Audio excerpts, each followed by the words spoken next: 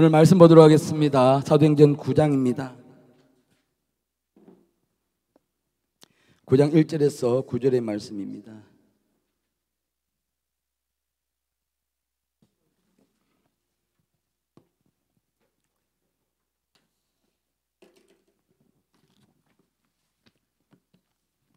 자, 우리가 말씀을 읽을 때에 하나님이 듣고 또 내가 듣고 내 영이 듣습니다. 아멘. 큰 소리로 우리 함께 말씀을 읽도록 하겠습니다. 사울이 주의 제자들에 대하여 여전히 위협과 살기가 등등하여 대제사장에게 가서 다메섹 여러 회당에 가져갈 공문을 청하니 이는 만일 그 도를 따르는 사람을 만나면 남녀를 막론하고 결박하여 예루살렘으로 잡아오려 함이라. 사울이 길을 가다가 다메섹에 가까이 이르렀더니 호련히 하늘로부터 빛이 그를 둘러 비치는지라. 땅에 엎드러져 들음에 소리가 있어 이르되 사울아 사울아 내가 어찌하여 나를 박해하느냐 하시거늘 대답하되 주여 누구시니까 이르시되 나는 내가 박해하는 예수라. 너는 일어나 시내로 들어가라. 내가 행할 것을 내게 이를 자가 있느니라 하시니 같이 가던 사람들은 소리만 듣고 아무도 보지 못하여 말을 못하고 서 있더라. 사울이 땅에서 일어나 눈은 떴으나 아무것도 보지 못하고 사람의 손에 이끌려 다메섹으로 들어가서 사흘 동안 보지 못하고 먹지도 마시지도 아니하니라. 아멘. 우리 오늘 제목 한번 읽어볼까요? 함께 읽겠습니다. 시작. 예수를 잃은 사울, 예수를 찾은 바울. 아멘. 제가 이 말씀을 오래전에 하나님께 받고요. 이 말씀을 언제 전할까? 왜냐하면 이 말씀을 전하려고 하니까 너무 어려운 거예요. 처음에 제목은 이게 아니었습니다. 이 말씀을 가지고 계속 기도하는 제목을 뭘로 할까요? 하다가 제일 처음에는 이제 다메섹에서 만난 예수님, 우리가 늘 이제 들었던 그 말씀이거든요. 이 말씀으로 할까? 아니면 다메섹에서 빛을 만난 바울 이렇게 할까? 이렇게 막 하나님 앞에 기도를 하고 있다가 하나님께서 이 제목을 저에게 딱 주셨어요. 그랬어요. 근데 이 제목을 받고 났는데 정말 이 말씀을 어떻게 풀어가야 될지를 도무지 엄두가 안 나는 거예요. 이 본문을 가지고 이 말씀을 어떻게 풀어갈까. 근데 이번 한 주간 동안 우리가 저녁으로 받은 말씀이 뭐였어요? 우리가 찾았죠. 찾는 말씀이었죠. 회복되는 말씀. 베드로를 하나님께서 새롭게, 예수님께서 새롭게 회복시켜 주시고 출발하시는 그 말씀이었습니다. 그래서 그렇구나. 하나님이 이 말씀을 주신, 이 제목을 주신 이유가 분명히 있구나라는 것을 제가 이제 깨닫게 되고 말씀을 준비하게 됐는데, 자 여러분 잠깐만, 자 아시죠 누군지? 너무 잘 아시니까. 자, 이 사람은요, 개 박사, 개 박사고. 자, 이분은요. 자, 이 사람들의 공통점이 뭐예요? 유명하다.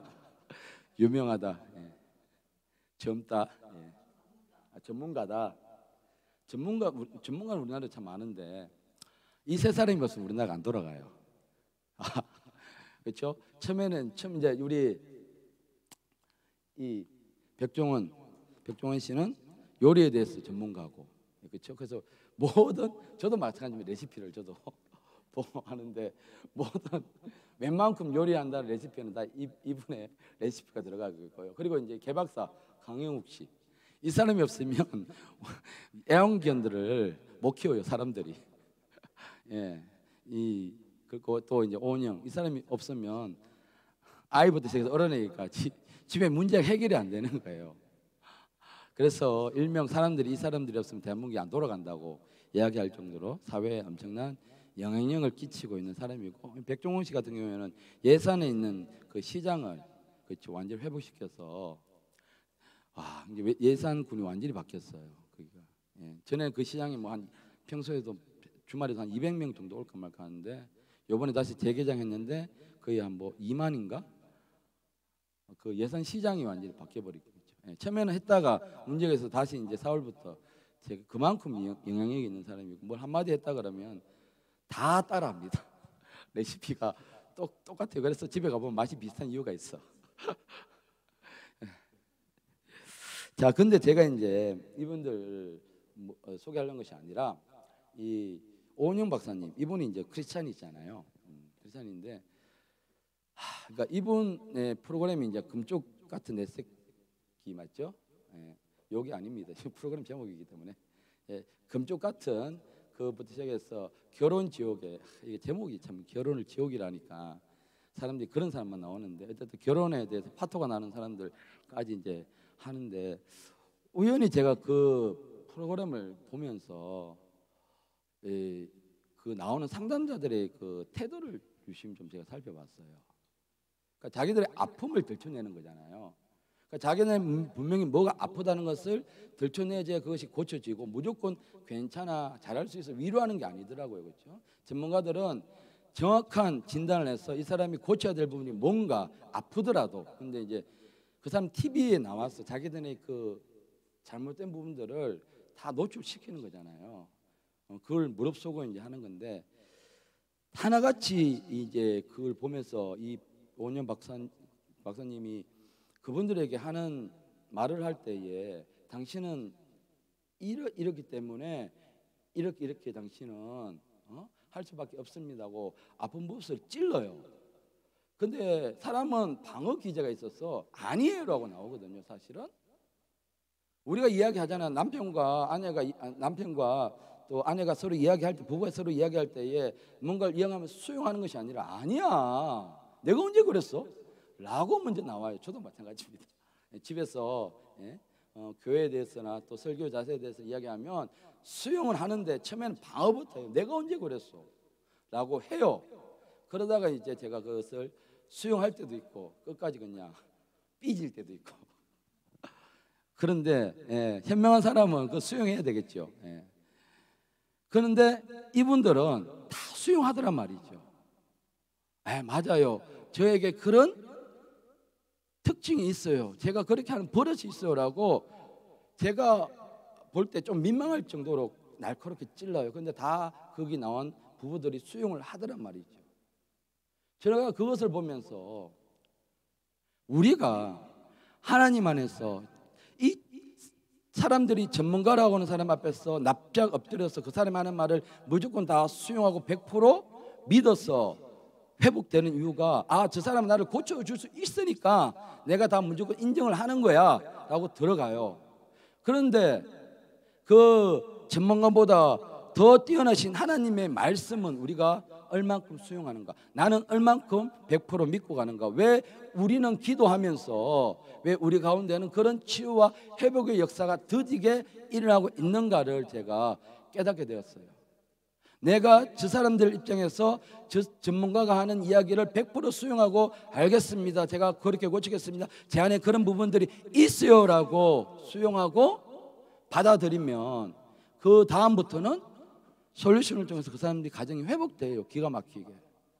그런데 우리는 이 살아있는 하나님 말씀을 우리가 받고 매주 받고 매일 읽으면서도 왜 우리에게는 변화가 일어나지 않는가, 이 차이라는 거죠. 전문가의 말은 100% 믿으면서 살아있는 하나님 말씀 우리가 100% 믿지 못하고 수용하지 못하는 거라. 그래, 나 고쳐줄 수 있어, 언젠가는. 그러니까 거기 나온 사람이 다 100% 고쳐지는 거 아니에요. 솔루션을 통해서 100% 믿는 사람들은 그 과정이 100% 회복이 되는데, 그 과정에서 솔루션을 100% 믿지 못하고 나중에 다시 또 자기 방식으로 돌아가는 과정은 여전히 천국과 같이 돌아가는 일이 벌어지게 되는 것이죠. 오늘요, 우리가 하나님 우리에게 주신 말씀이 있는데, 하나님 오늘도 우리가 이 믿음을 가지고 그렇게 나갔으면 좋겠습니다. 오늘 우리가 말씀을 받을 때에 그렇구나, 우리에게 더 이상 전문가는 하나님밖에 없습니다. 나를 가장 잘 아시는 분은 하나님밖에 없단 말씀이죠. 그럼 하나님이 우리에게 주신 이 말씀을 내가 100% 신뢰하고 내가 이 말씀 믿고 선포하고 적용하면 이 말씀 나를 100% 고치고 회복시킨다 라고 수용하고 믿고, 그 다음 보면 솔루션, 지켜 행하라, 순종하면 역사가 일어나게 되는 것이죠. 제가 그 부분에서 좀 느껴서 우리가 말씀을 받을 때에 오전에도 정말 하나님의 귀한 말씀이 선포되었죠. 제가 좀 아쉬운 것은 오전에 말씀 그렇게 선포되고 오후에 이 말씀을 받고, 과연 일주일 동안 우리 성도님은 어떤 말씀을 듣고 살아갈까? 그래서 오전의 말씀보다는 나중에 들은 말씀이 좀 더 기억이 나지 않을까. 사람의 심리가 그렇습니다. 제가 그런 부분이 좀 안타깝습니다. 그래서 이 오전 오후 말씀이 좀 흐름이 똑같았으면 좋겠다는 생각이 들어요. 그래야 성도들이 덜 힘들잖아요. 오전의 말씀하고 오후의 말씀을 같이 하려니까. 예. 자, 오늘 우리가 살펴본 말씀, 제가 이제 그걸 느끼면서 이제 하나님이 주신 이 제목을 붙잡고 기도하면서 말씀을 준비하는데, 어제 이 말씀이 잘 안 풀려서 어제 늦게까지 제가 말씀을 준비했거든요. 근데 말씀을 딱 준비하는데 갑자기 제 마음에 기쁨이 쫙 스며드는 거예요. 그러니까 이게 늦게 이렇게 하게 되면 막 피곤하고 힘들고 해야 되는데, 어느 순간 갑자기 말씀이 제 속에 들으면서 갑자기 말씀이 너무 달콤하게 들어오는 거예요. 그러면서 마음이 너무 평안해지면서, 야, 좋다, 참 좋다. 여러분, 경치 좋은 데 가고 뷰가 좋은 카페 가면 좋다, 참 좋다, 이런 거 느끼시죠? 느끼시잖아요. 저는 느끼거든요. 저는 무지하게 그런 걸 좋아합니다. 예.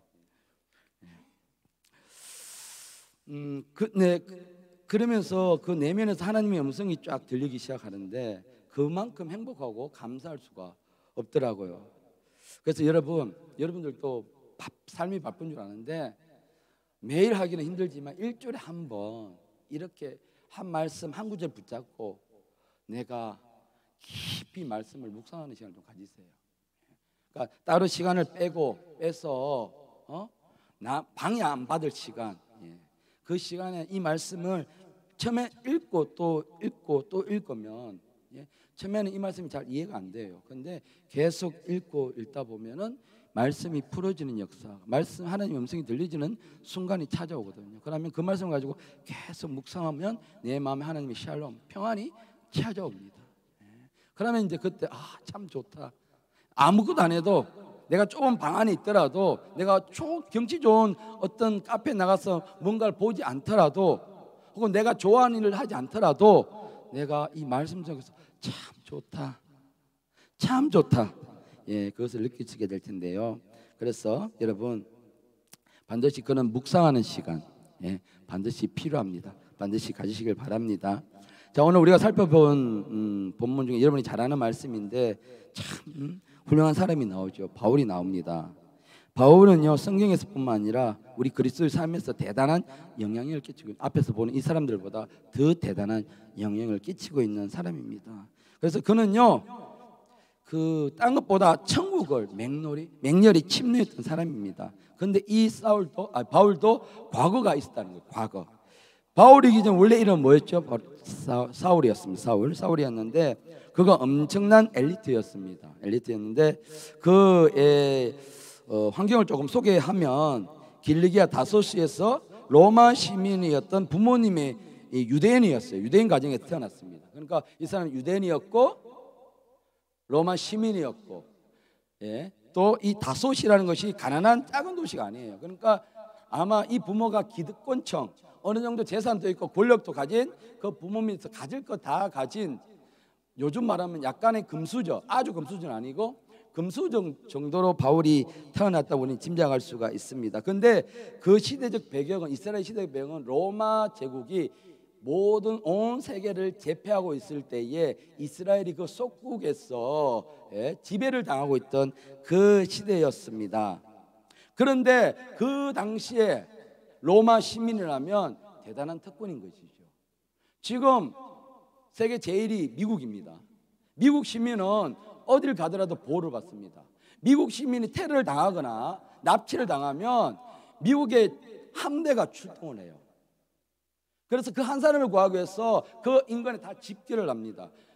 그러니까 테러리스트들이 함부로, 물론 납치는 하지만 함부로 미국인을 못 건드리는 이유가 거기 있다니까. 왜냐하면 잘못 걸었다가는 자기네들이 초토화가 돼버립니다. 그것이 바로 미국 시민이 가진 엄청난 권리예요. 아직 한국은 그 정도 되지는 않은데 어쨌든 그처럼 이 로마 시민이라는 것이 대단한 권리를 가지고 있습니다. 그래서 사도행전 22장 3절 말씀에 그가 이렇게 하죠. 나는 유대인으로서 길리기아 다소에서 낳고 이승에서 자라 가말리엘의 문화에서 우리 조상들이 율법의 엄한 교육을 받고 그리고 하나님에 대해서 내가 열심이었다. 똑똑하지요. 잘났지요. 잘나는 건 잘 모르겠는데 외모 보면 약간 머리가 뻗어지다니까 외모는 제껴두고 어쨌든 다 가졌죠. 금수저죠. 그런데다가 하나님에 대해서 열심이야. 우리가 제일 부러워하는 사람이에요. 지위도 있죠. 재산도 있죠. 그러다가 교회도 열심히 봉사해요. 이런 사람 정말 부럽죠. 저도 부럽습니다. 예. 뭐 예수님 안 믿는다 그러면 그래 네가 얼마나 잘 되나 보자. 예수 안 믿으니까 이렇게 뭐라도 하나도 꼬투리 잡을 때가 있지만 이 사람은 꼬투리 잡을 때가 없습니다.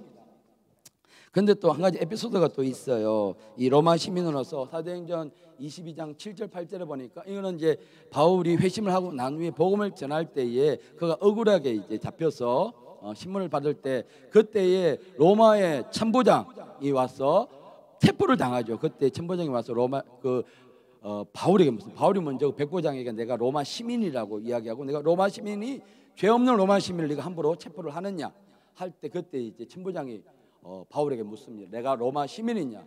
내게 이러라. 그러하다. 천부장이 대답하되 나는 돈을 많이 들여. 그러니까 천부장은 돈을 주고 시민권을 샀는데 이 바울은 이렇게 이야기합니다. 나는 나면서부터 로마 시민이다. 그러니까 이 천부장은 더 두려운 거죠. 자기는 돈을 주고 시민권이 됐지만 이 사람은 날 때부터 자기랑 신분이 다른 거예요. 그래서 이 천부장이 이 바울을 자기를 하는 것을 구속하는 것을 심히 두려워했습니다.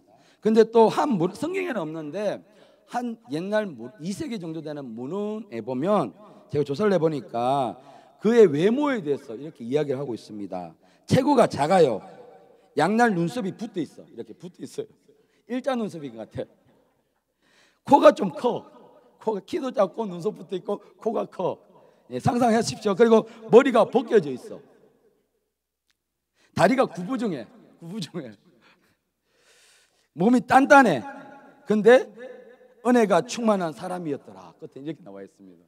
그러니까 외모는 뭐 우리가 위안을 받아요. 저도 위안을 받고 아 그렇구나. 하나님이 정말 외모는 안 취하시는구나 사람을. 예, 정말 중심을 보시는구나. 예, 사람처럼 보이면서 때때로는 바울은 천사의 얼굴을 가진 사람이었다라고 이렇게 그 문헌에 성경은 아니에요. 그를 보았던지 아니면 전해 들었던 사람이 이렇게 이제 이 문헌에다가 이렇게 묘사를 한 부분이 이렇게 전해지고 있습니다. 그래서 이 바울의 선한 표정을 가진 평범한 외모의 인물로서 로마 시민권을 가진 평범한 유대인의 가정에서 태어났지만 기득권을 가진 참 대단한 사람이었다는 것을 우리는 이제 배경으로 깔고 가면서요. 우리가 또 이거 함께 말씀을 이어가고자 합니다. 자, 이런 바울이요. 예? 이런 바울이 처음에는 바울이 아니었죠. 사울이 예수님을 만나고 찾고 나서는 완전히 예수님께 올인하는 삶을 살 수 있죠. 제가 지난번 말씀 때 우리가 올인하려면은 나 자신을 버려야 된다. 나 자신을 포기해야 된다. 나의 주도권을 주인됨을 버려야 된다고 성경에 요한복음 9장 23절에 말씀했죠. 함께 읽겠습니다. 또 무리에게 이르시되 아무든지 나를 따르거든 자기를 부인하고 날마다 나를 따를 것이니라. 진짜 바울은요 예수를 만나고 나서 자기를 버렸어요. 자기를 부인했어요. 왜? 자기의 기득권을 다 포기를 했어요. 로마 시민 또 부양 가정의 기득권을 다 포기를 하고요 삶의 주인을 예수께 내어주었습니다. 그리고 날마다 예수님이 십자가를 지고 예수를 따르는 삶, 오직 예수의 삶을 살아갔습니다. 여러분, 이 바울은 예수님을 직접 만나지 못했어요. 그러나 예수님을 직접 따라다녔고 예수님 통해서 직접 말씀을 받은 제자들보다 더 제자의 삶을 이 바울은 살게 되었다는 것입니다. 그러니까 결론적으로 이야기하면 바울이 없었다면 우리가 이방인이잖아요. 이방 지역에는 복음이 전파될 수가 없었습니다. 전파되더라도 아주 더디게 우리가 이런 축복을 누릴 수가 없었습니다. 그만큼 바울은요 이방인의 전도에 대해서 온 삶을 우리가 성경을 읽어보면 그렇죠. 온 삶을 예수께 드린 사람입니다. 그런데 이 바울이 이렇게 삶을 드리기 전에 이 다메섹으로 가는 길에 이 다메섹으로 왜 갔죠? 그렇죠. 예수 믿는 사람을 잡아서 가두고 죽이고 하려고, 예수 이 이단 믿는 이단 무리들을 내가 박살내 버리겠다, 쌀기가 등등했다, 가지고 갔죠.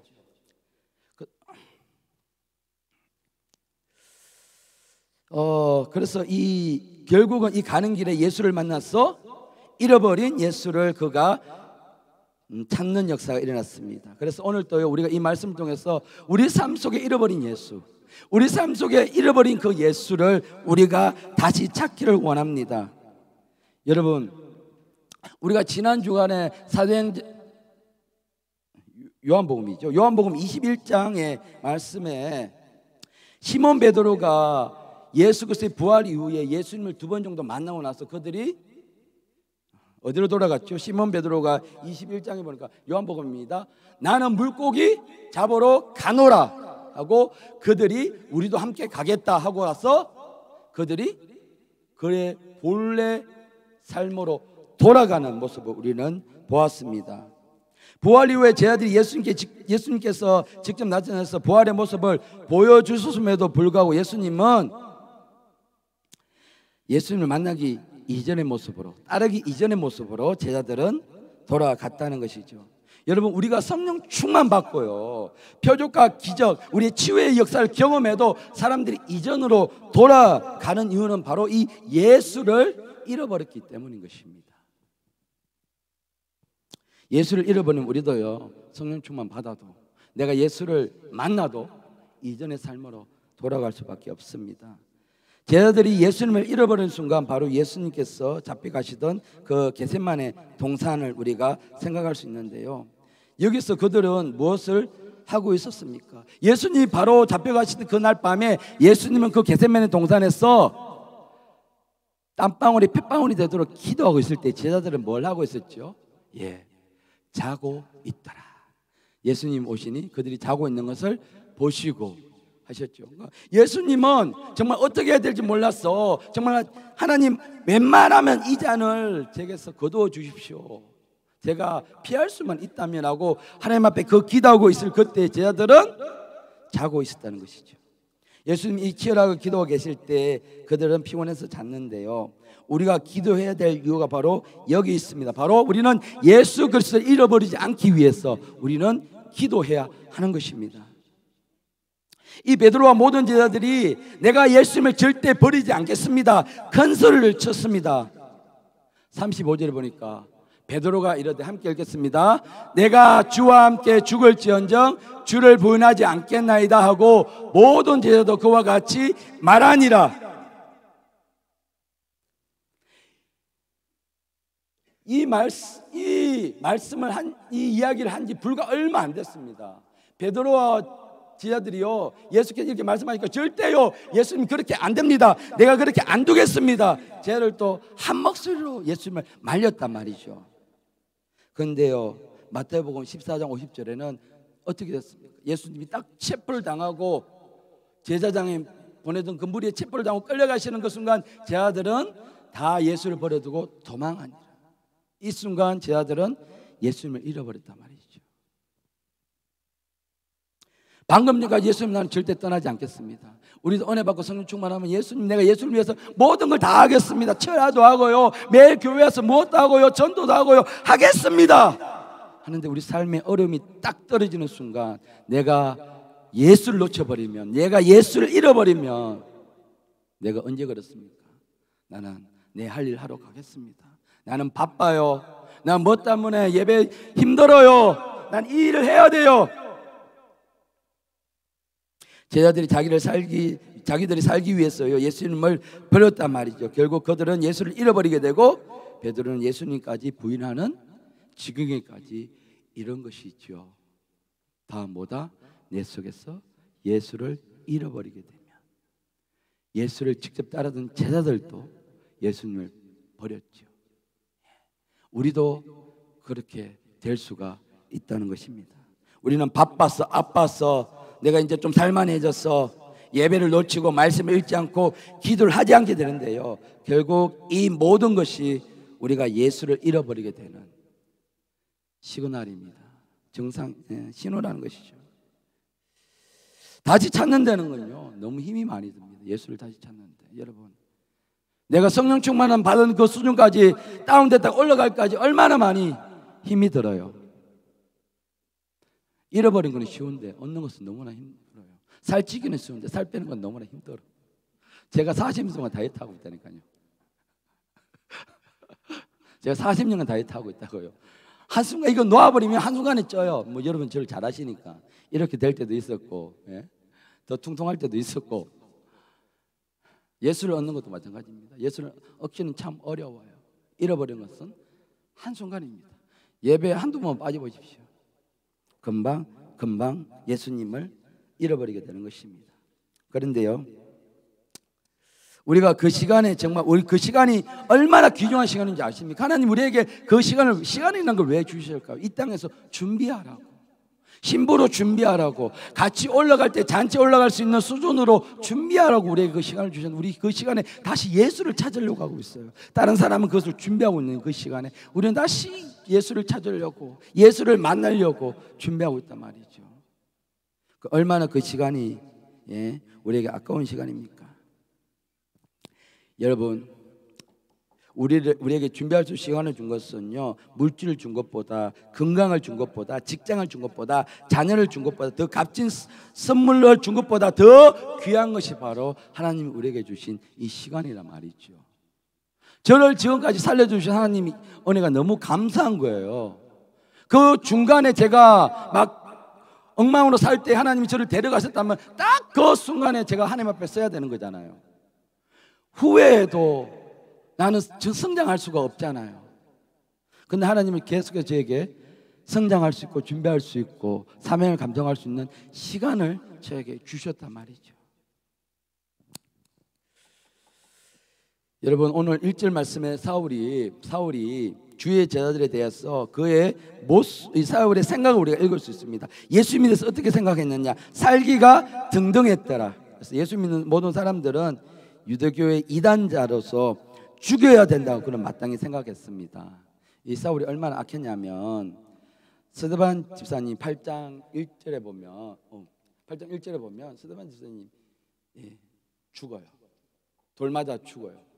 말씀을 선포하다가. 근데 그 옆에서 지켜보면서 이렇게 이야기합니다. 그가 죽임을 당하는 것이 마땅히 여기더라. 그러니까 너 사람이 옆에서 죽어가는데 쟤는 죽어도 마땅해. 이런 악담이 어디 있습니까? 아무리 이 사람이 극악무도한 죄를 지었다 할지라도 그 생명은 소중한 걸, 그 사람의 죄는 밉지만 그 사람의 죽어서 마땅한 사람은 없다는 것이죠. 그런데 사울은 이때에 그가 죽음을 당하는 것이 마땅하다, 그건 마땅히 죽어야 돼, 이렇게 생각을 했다는 것입니다. 그런 이 사울이 어떻게 땅 끝까지 예수 그리스도의 이름을 전하는 사도가 될 수 있었을까? 그것은 바로 예수님을 만나고 예수님을 찾으면 가능하다는 것입니다. 그래서 지금 내가 기도해도 말씀을 들어도 별로 감각이 없고 형식적만 예배만 드리고 있다면요, 여러분, 예수님을 찾으시길 바랍니다. 예수님 나를 만나주세요. 예수님 나를 만나주세요. 여러분, 예수님 만나달라고 이야기하셔야 합니다. 예레미야 29장 13절부터 14절 우리 크게 읽겠습니다. 너희가 내게 부르짖으면 내게 와서 기도하면 내가 너희들의 기도를 들은 것이요 너희가 온 마음으로 나를 구하면 나를 찾을 것이요 나를 만나리라. 아멘. 우리가 찾을 때 온 마음으로요, 여러분, 기도할 때 온 마음으로 부르짖으면 들어주신다는 것이죠. 들어준다는 건 뭐예요? 해결해 주겠다는 이야기잖아요. 구하면, 찾으면 만나 주겠다는 거잖아요. 예수님 만나주는데 내가 여기 있다 짠! 하고 없어지나요? 우리 예수님은 그게 아니에요. 예수님을 만나면 회복되고 치유되는 역사가 일어난다고. 예수님을 만난 성령의 인물 중에 한 사람, 단 한 사람도 그냥 만난 사람이 없습니다. 그는 치료되고 회복되고 세워지는 역사가 일어났습니다. 여러분, 마음이 힘드시거나 예배 감격이 사라졌거나 내가 기도가 안 되거나 내가 말씀 있는 게 힘들면요, 예수님을 구하셔야 합니다. 예수님 만나달라고 기도할 때마다 다른 기도하지 마시고 예수님 나를 만나주세요. 예배 때 만나주세요. 내가 주님 앞에 개인적으로 기도할 때 만나주세요. 만나주세요. 만나주세요라고 하면 나를 찾을 것이요 나를 만나리라 하셨습니다. 아멘. 예수를 만나니까요, 이 사악한 사울이 예수를 전하기 위해서 목숨도 아끼지 않는 전도자가 된 것입니다. 우리는 바울에 대해서 많은 말씀을 통해서 잘 알고 있잖아요. 먼저 내가 예수를 잃어버린 예수를 찾아야 합니다. 예수를 잃어버리고 사울이 될 때도 있어요, 우리는. 아멘. 예, 그래서 모든 것이 싫어지고 예배도 말씀도 기도도 하기 싫어지고 무감각해질 때가 있는데 그것은 우리가 예수를 놓치고 있다는 증거인 것입니다. 그때는 오히려 내가 예수님을 구할 신호다. 내가 이때 예수님을 만나야 되겠구나. 내가 이때 예수님을 불러야 되겠구나. 내가 지금 예수님을 놓치고 있구나라는 신호가 되는 것이죠. 그러니까 정죄하지 마시고 예수를 부르시길 바랍니다. 아멘. 여러분, 또한 우리에게 이렇게 뜻밖의 붙여준 영혼들이 있어요. 생뚱맞게 연결되는 영혼들이 있어요. 예? 이 영혼들 위해서 우리가 기도하고 전도하고 하는데 시간과 노력을 아끼지 말아야 합니다. 그가 변화돼서 바알과 같은 사람이 될 수 있다는 것이죠. 그 당시에 사울을 봤던 사람들이 어떻게 저자가 예수님을 전하는 사람이 될 수 있을까라고 아마 그렇게 혀를 찼을 거예요. 근데 그가 예수를 만나면서 바울이 되면서 자기의 모든 것을 다 버리고 예수 것을 위해서 목숨도 아끼지 않고, 그가 성경에 보면 여러 번 죽을 군비를 넘겼잖아요. 왜 그래요? 자기가 뭐 장사하다가 뭐 돈을 많이 벌기 위해서 내가 높은 곳에 오르가기 위해서 아니잖아요. 오로지 예수님 때문에 그가 목숨을 아끼지 않은 그가 되었잖아요. 예수님께서 사울을 찾아오신 이유가 사도행전 9장 12절 말씀에 분명히 말씀하고 계십니다. 함께 읽겠습니다. 주께서 이르시되 가라, 이 사람은 내 이름을 이방인과 임금들과 이스라엘 자손들에게 전하기 위하여 택한 나의 그릇이다.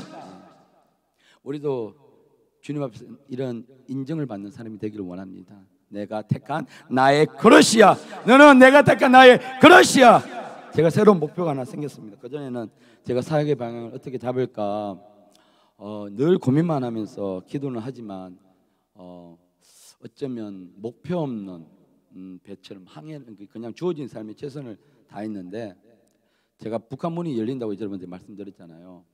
제가 그게 한 5년 정도? 왜냐하면 이제 중국과 미국이 지금 전쟁을 하려고 끝까지 치달았단 말이죠. 예. 이제는 뉴스를 통해서 나오고 이제 숨기지는 않아요. 곧 전쟁이 일어나게 되면 그 전쟁을 통해서 하나님이 북한의 문을 역시는 도구로 하나님이 사용을 하시는데, 그렇게 되면 이제 북한 문이 쫙 열리게 되면 복음의 문, 복음 통일이 된단 말이죠. 그러면 이제 하나님의 일꾼들이 필요하죠. 그래서 하나님 그때 저를 써 주십시오라고 제가 목표를 정했습니다. 그러면 저는 뭘 해야 될까? 그렇죠? 하나님께서 말씀과 또 제가 할 수 있는 준비들을 하면서 제가 하나님 앞에 침노를 해야 되겠죠. 왜? 이 바울처럼 내가 택한 나의 그릇이야. 사실은 그동안은 목표를 찾기 위해서 그냥 항해하는 배처럼 전진만 했다면, 이제는 분명한 목표를 두고 목표가 설정되니까 내가 무엇을 해야 될 것인가를 알게 되더라고요. 여러분들 삶의 목표를 잡으셔야 돼요. 내가 주어진 삶에 최선을 다하는 건 참 중요하지만 내가 어디를 향해 갈 것인가, 그렇게 되면 내가 무엇을 준비하고 내가 어떻게 기도하고 내가 어떻게 하나님 앞에 준비해야 될 것인가가 보이기 시작한다는 말씀이죠. 여러분, 뭐 나이에 상관없이 연세에 상관없이 내가 하나님 앞에서 뭘 위해서 기도할 것인가 목표를 잡으시라 말씀입니다. 자, 그래서 결국 이 베드로는 이방인들의 이방인과 이스라엘, 그렇죠. 이스라엘이 보고마율이 되게 낮아요. 지금 이제 이스라엘 민족이 조금씩 깨어나요. 유대인들은 철저하게 예수 그리스도를 핍박하는, 지금까지도. 그러니까 어쩌면 대한민국보다 이게 보고만율이 정말 낮아요. 그래서 성경에 말씀한 건데 이스라엘 회복함이 진짜 이스라엘 땅이 복음으로 회복되는 거예요. 그러니까 이스라엘이 회복돼야 하나님 예수께서 재림을 하시거든요. 그러니까 성경에 나오는 이스라엘이 상징적인 이스라엘이 아니라 그냥 이스라엘 나라가 지금 복음으로 이제 깨어나려고 하고 있단 말이죠. 그래서 하나님이 그 이스라엘 깨우기 위해서 누구를 사용하시느냐? 바로 이 이 대한민국에 사용하시려고 지금 준비하고 계십니다. 여러분 보이시잖아요. K-팝 문화 온 세계로 다 퍼져갔습니다. 왜 하나님 이걸 여실까요?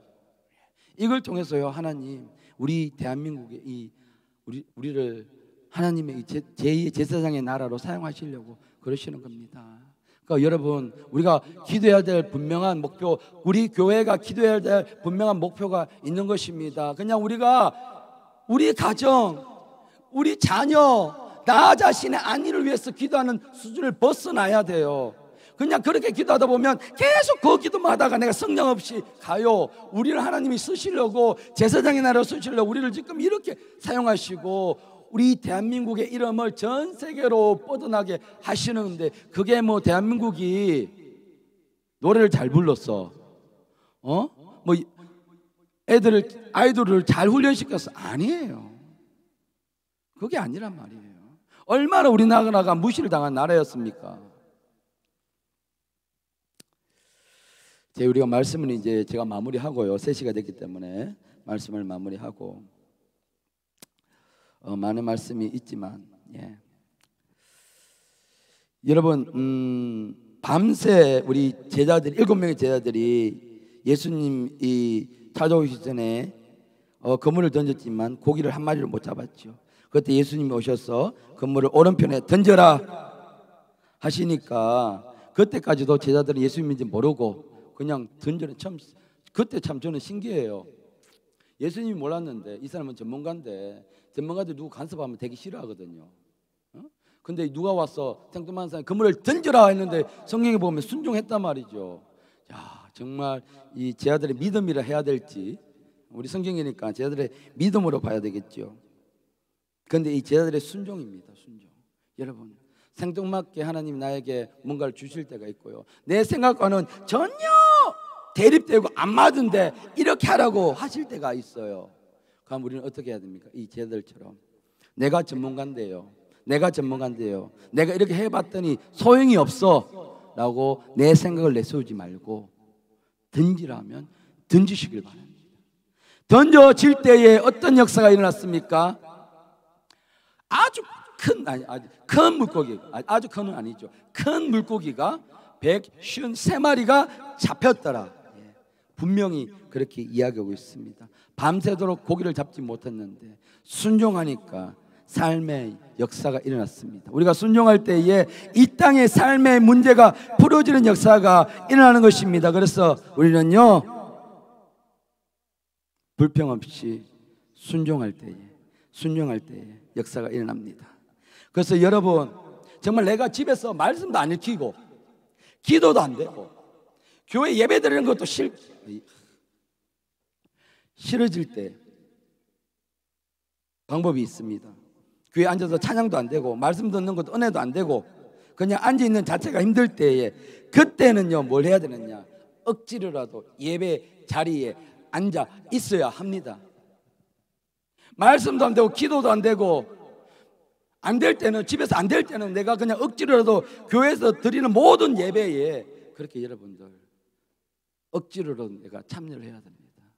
제가 청년 시절 때 청년들에게 이야기를 했습니다. 제가 청년 시절 때 저도 우리 청년들처럼 정말 놀기도 좋아하고 집에서 말씀 읽는 거 정말 싫어했고 기도하는 거 보다 더 좋은 게 연애하는 거였고, 그렇게 저도 20대를 보냈습니다. 근데 제가 딱 잘한 것은, 아주 칭찬해 하는 것은 예배였습니다. 예배. 제가 수요 예배, 금요 예배, 주일 예배 거의 안 빠졌습니다. 거의. 특별한 사정을 빼고 제가 일부러는 안 빠져. 왜? 그렇다고 제가 예배 자리에 은혜가 되어서 그 자리에 앉아 있었냐? 아니었단 말이죠. 근데 제가 한 가지는 예배는 빠지면 안 된다. 라는 생각을 가지고 있어. 그렇게 하다가 저도 예수님을 만나게 된 것이죠. 내가 예배도 기도도 안 되고 말씀도 안 읽힐 때는요, 예배 자리로 나오십시오. 제가 우리 아이들하고 외치는 구호가 있어요. 예배를 할 때 이겁니다. 자, 제가 예배는 하면 여러분 뜨겁게 해주셔야 돼요. 예배는 다시, 자, 이래도 크게 외쳐. 예배는 예, 말이 잘 안 맞죠. 예배는 뜨겁게, 그 다음에 뭐가 나와야 되는데 예배는 어떻게 드려야 돼요? 뜨겁게 드려야 돼요. 내가 뜨겁게 드려야 된다니까요. 그리고 예배는요, 내가 뭘로 생각했냐? 생명이다. 내가 한번 빠지면 나는 죽는다 라는 생각으로 우리는 예배를 하나님 앞에 침노하면서 드릴 때 하나님 우리 가운데 회복의 역사를 주십니다. 여러분, 이제 말씀을 마무리하면서 예수를 찾은 베드로는요, 자기의 가장 큰 약점인 숯불의 트라우마를 완전히 극복하였습니다. 예수를 찾은 사울은요, 바울이 되어져서 자기 생명을 예수께 드리는 자가 되었습니다. 여러분, 성령 충만 받은 이 베드로, 이 사건 이후에 베드로가 성령 충만 받고 그가 소심했던 그가 그 많은 유대인들 앞에서 담대하게 하나님 예수 그리스도의 복음을 전하는 사람이 되었고, 그 설교를 듣고 하루에 3,000명이 침례를 받는 역사, 회심에서 돌아온 역사가 일어났습니다. 여러분은 지금 묻습니다. 지금 사울입니까? 아니면 바울입니까? 아니면 베드로입니까? 이 시간 함께 기도할 때, 하나님, 내가 지금 나의 모습이 사울이었다면 내가 예수님을 만나게 해주세요. 예수님, 내가 더 성령으로 뜨겁고 불타오르는 사람이 되게 해주세요. 이 시간 함께 우리가 예수 이름 부르면서 주님 앞에 기도하며 나가도록 하겠습니다.